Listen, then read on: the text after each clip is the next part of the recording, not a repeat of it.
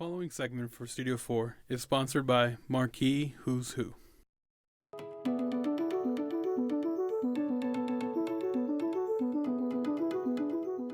Welcome back, everyone. Joining us now is Catherine Oleksiw. She's here to tell us about her extensive career in psychology, working for a long time in the government, and now using her skills to help the world of higher education. Catherine, it's good to have you on the show. All right, can you tell us what first interested you in psychology? I've been interested in behavior since a very early age. I'm one of 8 children, so I have 7 siblings, and there was always a reason to wonder why a sibling was doing something. I just have an inquisitive mind, and I had the opportunity when I was a senior in high school to take college courses that were paid for by the local school board. It was a fantastic experience, and I took Intro to Psych, and then I also took Intro to Philosophy. When I took Intro to Psych, it was like, yeah, this is what I want to do. I want to be in this space of learning more about why people do what they do, and how we learn, and how we make the decisions we do. So that was the beginning of my career. So What is the mission of your business Measured Transitions? yes, Measured Transitions is a coaching and consulting business. I'm certified by the Small Business Administration, and the mission of Measured Transitions is to build the capacity of organizations and businesses to measure their success, to determine what are the positive outcomes of whatever they're doing. And I do that through um, checking. I come on board and I will do a survey, a visual survey of what they're focusing on, and also will we'll do a review of their processes and procedures to determine if they have the systems in place to do the measurement that has to occur to document the success. And my philosophy is that every every client that I have is important enough to me that I want them not to need me anymore. So when I work with them, I'm always co-creating Okay. and or training them. So when I leave them with the skills they need, at least the rudimentary skills and the foundational skills, to continue the system that we put in place, or to be able to ask the right questions when they end up needing another consultant. And I don't work myself out of business. I have ongoing clients, but I don't pride myself on having a client for 10 years when they really didn't need me anymore. Yeah. So, yeah, so it's to increase the capacity. Okay. Yeah, to increase the capacity of the clients to understand performance measurement. All right. When did you make your decision to apply your skill set to academia? I've always I love the educational space, Mhm. and whenever I step on a campus, I feel like I've gone home. And when my first experience in college, when I was a senior in high school, it was like I wanted to come back to this space. I wanted to come back to this space to learn, and I wanted to be one of the professors. But I knew that intuitively, I knew that I probably wouldn't be doing it full time. I don't know why I had that sense, but I always intended to be in that space. And when I first completed my doctorate in educational psychology, I ended up working for 10 years as an adjunct at the university where I had taken where actually I'd gotten my bachelor's, and I had also taken those senior high school when I was a senior in high school, when I had taken those courses then. Um, so I've had 2 opportunities in my life to work full time at university.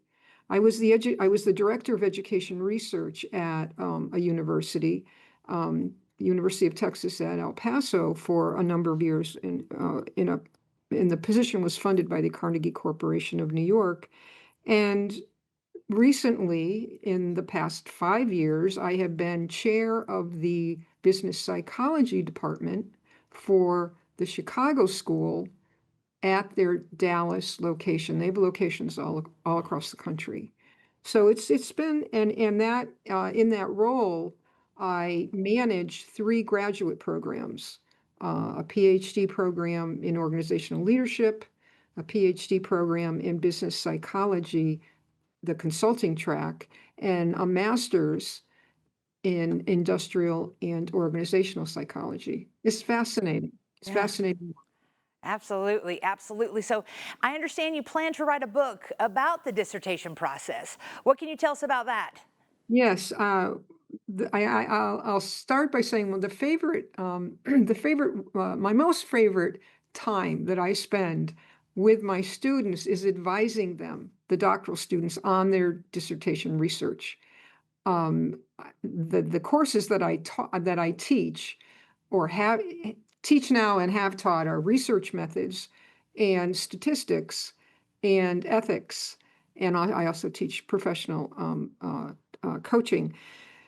So research is my that's my that's my career gig, I'll call it.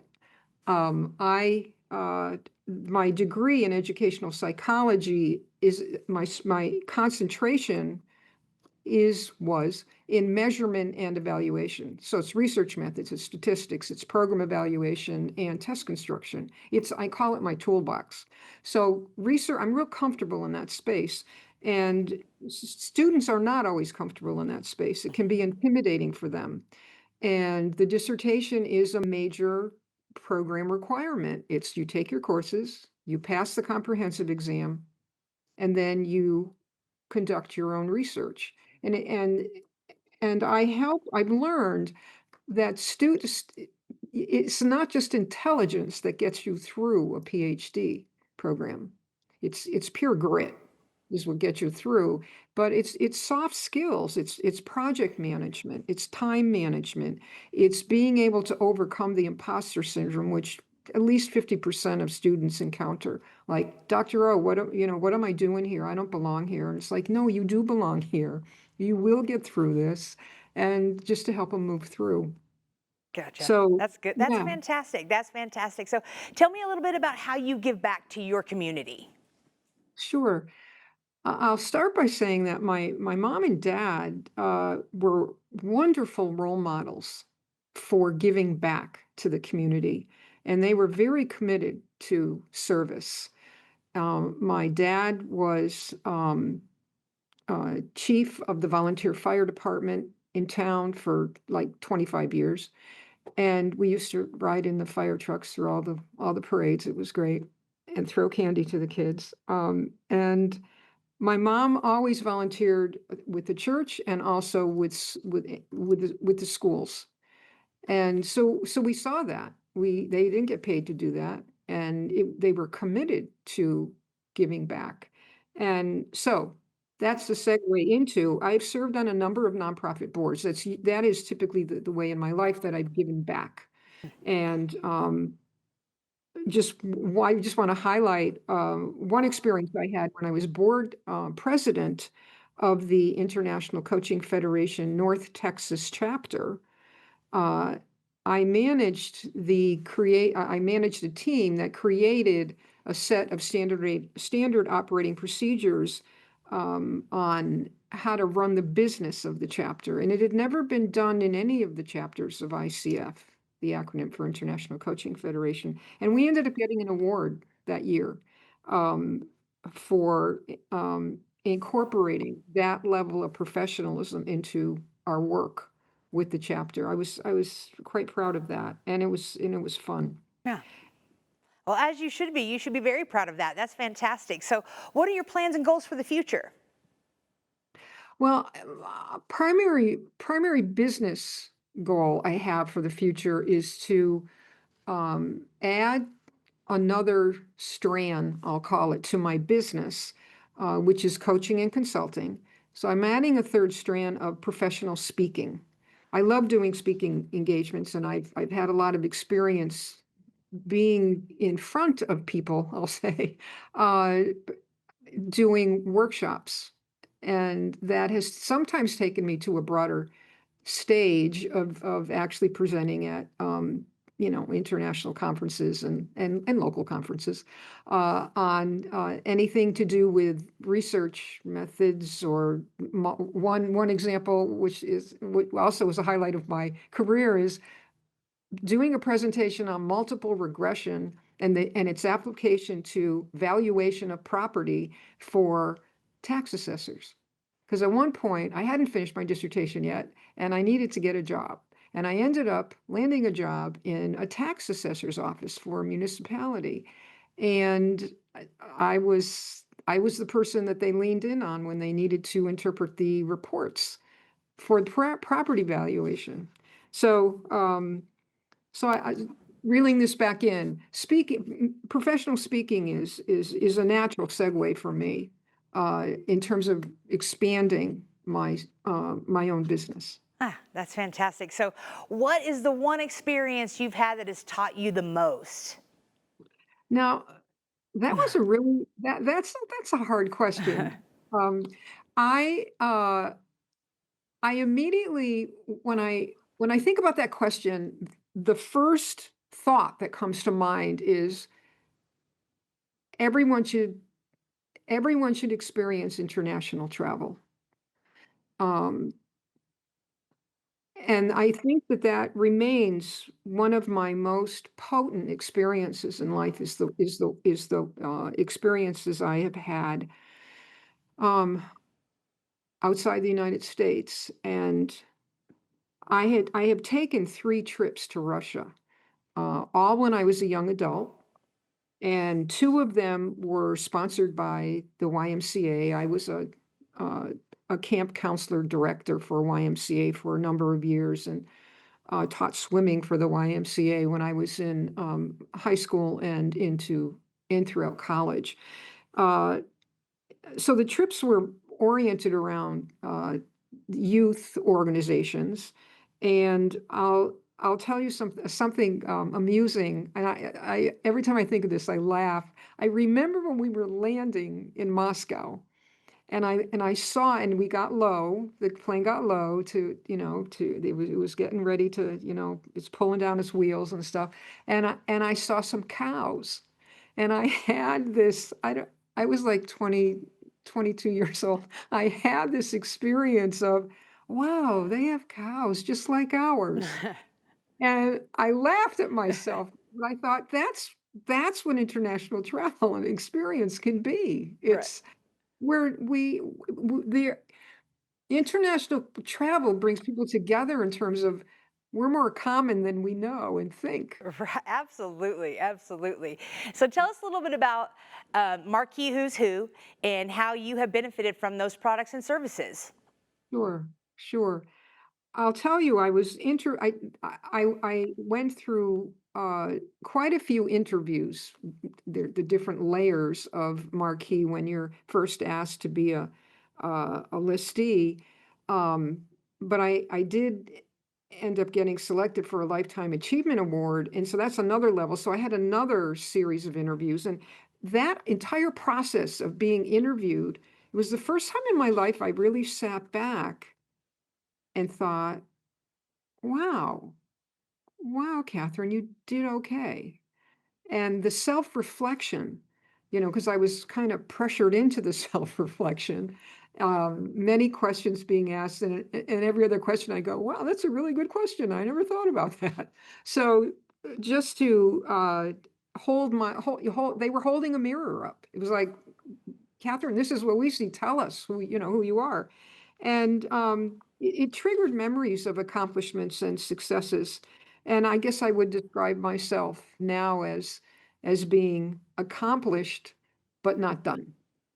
That was my takeaway from the experience of being admitted into Marquee Who's Who. So I'm at the beginning stage of being of being able to uh, reap the rewards of being part of the organization and the community. It's the community of other accomplished. individuals and who've made a difference in the world, and having access to those individuals to share ideas and to collaborate. So it's the networking potential is awesome. So Yeah, that's fantastic. I love to hear that. So what does being a marquee listee mean to you? I think I've covered that. It for me it means being accomplished enough to be recognized for it. And then the next step is what am I the next step is like, well, so what? And that makes me kind of sit back and go, okay, well, y- the first thing I think of is how can I give back? How can I how can I continue to give what I have? And not only because I have my own business and I have clients, but also to help other people develop their gifts so then they are accomplished and you know they become part of the network. Well, I love hearing that, and it sounds like you're going in the right direction for all of your clients and the students and the Marquee Who's Who. So, Catherine, thank you for being with us today, and everybody stay right here. We've got more Studio 4 on the way. Keep it here. The preceding segment for Studio 4 is sponsored by Marquee Who's Who.